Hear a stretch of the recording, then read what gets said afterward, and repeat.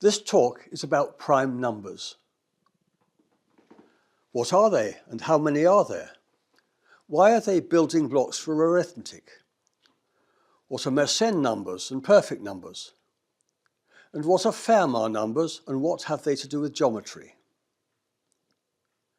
A whole number n is prime if its only factors are n and 1.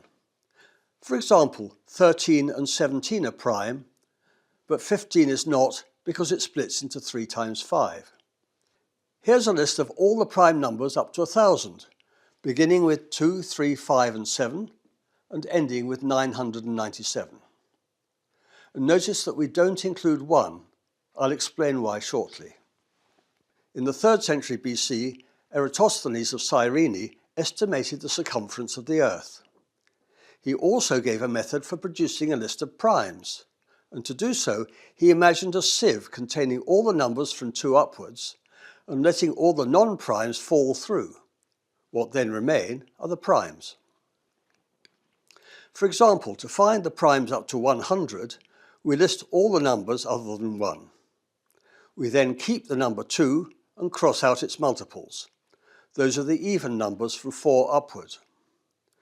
We then keep the next number 3 and remove any remaining multiples, 9, 15, etc. Repeating this process for the multiples of 5 and then of 7 then gives this table. We can then stop. We don't need to check any more primes because any number with a prime factor above 10 would already have had one under 10 whose multiples had already been removed. So these are all the primes up to 100.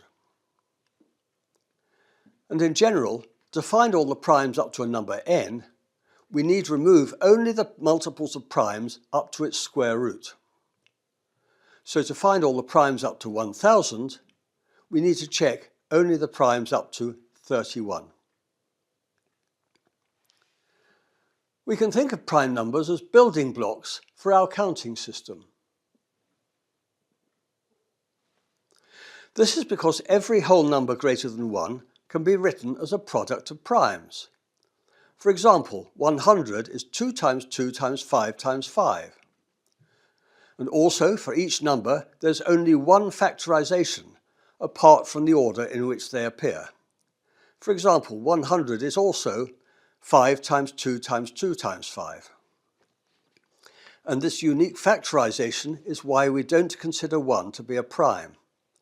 Because if it were prime, then we could factorize a number like 6 in several ways, as 2 times 3, or 2 times 3 times 1, or 2 times 3 times 1 times 1, and so on, losing this uniqueness of factorization. Does the list of primes go on forever? The answer is yes, as Euclid proved in the 3rd century BC in his famous book, The Elements. To see how, let's first multiply some primes and then add 1. Now multiplying 2, 3 and 5 and adding 1 gives 30 plus 1, which is 31, a prime number. While doing the same for 2, 5 and 11 gives 111, which is not a prime, but is the product of 2 other primes, 3 and 37. Here's Euclid's proof. We'll assume that there are only a finite number of primes and that P1, P2 up to Pn are the only ones. Next, we form a number n by multiplying these together and adding 1. Now each of our primes divides exactly into the product in brackets and so cannot divide into that product plus 1, which is n. So n must be either a new prime number or else a product of primes that differ from all the p's. And in either case, there's a new prime, which contradicts our assumption that we could list them all. So our assumption was wrong, and there are infinitely many primes. But they do seem to be poorly distributed, with both small and large gaps between successive primes. For small gaps, the only pair of primes differing by just 1 are 2 and 3. But there seem to be many pairs of primes that differ by 2, such as 3 and 5, and 5 and 7, or higher up, 29 and 31, 101 and 103, and 2027 and 2029. These so-called twin primes seem to go on forever, but this has never been proved. The largest known pair have over 300,000 digits, but might there be even larger ones? This is one of the most famous unanswered questions in the whole of mathematics, easy to pose but horrendously difficult to answer. On the other hand, we can find much larger gaps between successive primes, such as the 5 non-primes between 23 and 29, or the 13 non-primes between 113 and 127. And in fact, we can make such gaps as large as we wish. For example, to create a gap of 100 non-primes, look at the numbers shown here, where 101 with an exclamation mark is called 101 factorial, and is 101 times 100 times 99 and so on, down to 3 times 2 times 1. But 101 factorial plus 2 is divisible by 2. 101 factorial plus 3 is divisible by 3, and so on, up to 101 factorial plus 101 is divisible by 101. And so these 100 consecutive numbers are all non-primes. Trying to find a formula that produces primes is a pastime that has entertained and frustrated many mathematicians from the past. One of these was the 18th century Swiss mathematician Leonhard Euler, who suggested the formula 41 minus n plus n squared. If n is 1, we get 41 minus 1 plus 1 squared, which is the prime 41. And n equals 2 and n equals 3 similarly give us the primes 43 and 47. Continuing, we get primes all the way up to n equals 39, which gives us the prime 1523, and n equals 40, giving us the prime 1601. But for larger values of n, this formula may fail. For example, n equals 41 and 42 give us the non-primes 1681 and 1763. Other similar formulas have been proposed. For example, the formula 1601 minus 79n plus n squared produces primes for n equals 1 up to 79, but then breaks down. Some prime numbers are 1 less than a power of 2. These include the primes 3, which is 2 squared minus 1, 7, which is 2 cubed minus 1, 31, which is 2 to the 5th minus 1, and 127, which is 2 to the 7th minus 1. But as we see here, none of the numbers 2 to the 4th minus 1, 2 to the 6th minus 1, 2 to the 8th minus 1, or 2 to the 9th minus 1 is prime. Looking at all these values, it looks as though we get primes when the power n is itself prime, such as when n equals 2, 3, 5, or 7, but not otherwise, such as when n is 4, 6, 8, or 9. But is this really the case? The second statement is true. If n is not a prime, then nor is 2 to the n minus 1. But the first is false. For example, 11 and 23 are both primes, but 2 to the 11 minus 1 and 2 to the 23 minus 1 are not primes, as you can see from their factorizations. So the question arises, for which primes n is 2 to the n minus 1 prime? In 1644, the French monk and mathematician Marin Mersenne claimed that 2 to the n minus 1 is prime when n is 2, 3, 5, or 7, as we've just seen, and also when n is 13, 17, 19, 31, 67, 127, or 257. A remarkable feat of calculation. He missed n equals 61, 89, and 107, and was wrong about 67 and 257. For example, 2 to the 67 minus 1 can be factorised as shown here, but given the huge numbers involved, he can surely be forgiven. Such primes are now called Mersenne primes, and they're important because all recently discovered prime numbers have been in this form, 2 to the n minus 1. Indeed, 52 Mersenne primes are now known, the most recent being 2 to the power 136,279,841 minus 1. This truly massive prime, discovered in late 2024, has more than 40 million digits. An important feature of all these Mersenne primes is their link with perfect numbers. A number is perfect if it is the sum of its proper factors, that is, all factors other than the number itself. So 6 is a perfect number because its factors other than 6 are 1, 2 and 3, and 1 plus 2 plus 3 is 6. And 28 is perfect because its proper factors are 1, 2, 4, 7 and 14, and their sum is 28.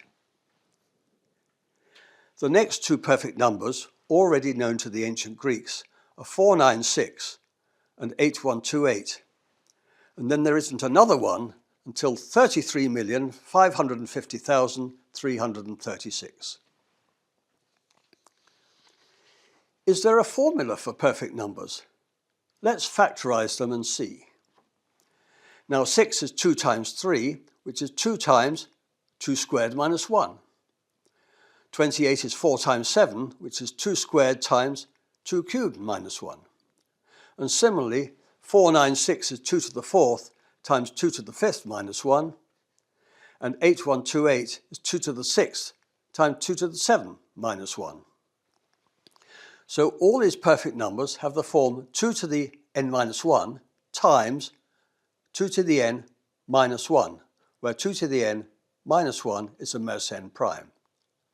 And indeed, as Euclid proved in the Elements, whenever 2 to the n minus 1 is prime, 2 to the n minus 1 times it is a perfect number. The question then arises, does this formula give us all the perfect numbers, or might there be others? This was asked by the 17th century French philosopher and mathematician René Descartes. And a century later, Euler proved that every even perfect number does have this form. So the next question is, are there any odd perfect numbers? None has ever been discovered, but if any do exist, they must be very large, with over 1,500 digits and more than 100 different prime factors. Few people believe that there are any, but who knows? Having just looked at primes that are 1 less than the power of 2, we might ask which primes are 1 more than the power of 2. In the 17th century, the French lawyer and mathematician Pierre de Fermat discovered 5 such prime numbers. 2 to the 1 plus 1, which is 3, 2 squared plus 1, which is 5, 2 to the 4th plus 1, which is 17, 2 to the 8th plus 1, which is 257, and 2 to the 16 plus 1, which is 65,537. We notice that these values of n, 1, 2, 4, 8 and 16, are all powers of 2. And in fact, if 2 to the n plus 1 is a prime, then n must be a power of 2. But are there any more primes of this form? Fermat conjectured that all such numbers are prime, but the next candidate, 2 to the 32 plus 1, which is over 4 billion, was far too large for him to deal with. And it wasn't until a century later, following much experimentation, that Euler found that 2 to the 32 plus 1 is not a prime, being divisible by 641, as shown here. Moreover, the next one, 2 to the 64 plus 1, was too large even for Euler, but is also not prime, being divisible by 274,177. And in fact, no other prime of the form 2 to the n plus 1 has ever been found, so Fermat's conjecture was a most unfortunate one. But Fermat primes also turn up in a most unexpected place when constructing regular polygons.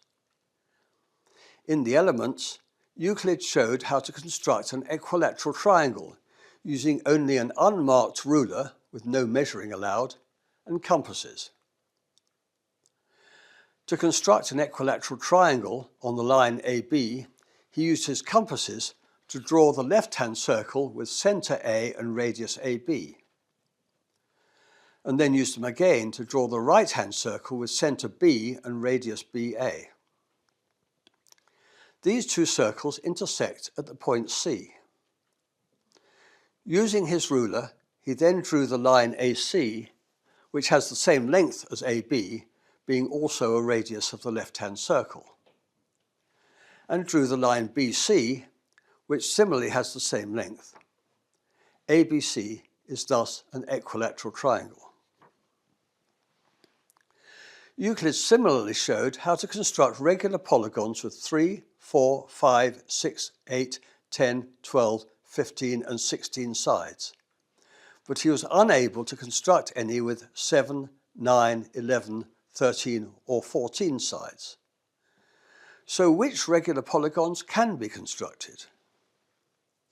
In 1796, Karl Gauss, a German mathematics student aged just 18, showed that a regular 17-sided polygon can be constructed with ruler and compasses, and amazingly also answered the general question by proving the unexpected result that a regular polygon with n sides can be constructed if n is the product of a power of 2 and unequal Fermat primes.